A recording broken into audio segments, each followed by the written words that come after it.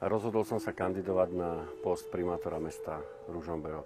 To rozhodnutie nie je ľahké, lebo si uvedomujem, že je veľmi záväzné a veľmi zodpovedné. Aj napriek tomu si myslím, že v tomto meste, v ktorom žijem, v ktorom som sa narodil, v ktorom mám svoju rodinu, oplatí sa kandidovať na post primátora mesta. Chcem do tohto mesta doviesť život. A ten život to nie je len kultúrne podujatia v centre mesta alebo dovozová kultúra vo Veľkej dvorane kultúrneho domu.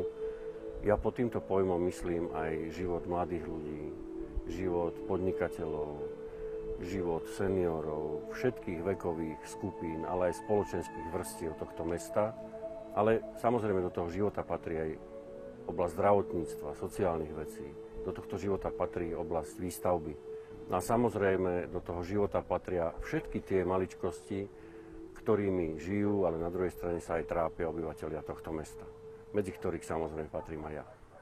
Keď hovorím o myšlienke, tak túto som v rámci mojej volebnej alebo predvolebnej kampane vyjadril predvolebným sloganom.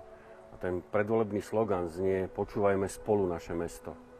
V tejto vete je v podstate vyjadrenie všetkého toho, akým spôsobom ja chcem v tomto meste ďalej žiť, ale na druhej strane aj akým spôsobom chcem byť v tej pozícii primátora mesta. V tom slogane je vyjadrené to, že chcem naozaj počúvať ľudí, ktorí tu žijú, počúvať priateľov, počúvať zamestnancov, počúvať podnikateľov, všetky vrstvy, ktoré tu naozaj žijú, aby sme spoločne dokázali riešiť tie problémy, ktoré v tomto meste sú. Môj názor na túto funkciu je taký, že primátor mesta musí byť primátorom nielen jednej skupiny, ale musí byť primátorom všetkých občanov tohto mesta, bez ohľadu na to, v ktorej skupine sa nachádzajú. Som sa rozhodol, že budem kandidovať ako nezávislý kandidát na primátora.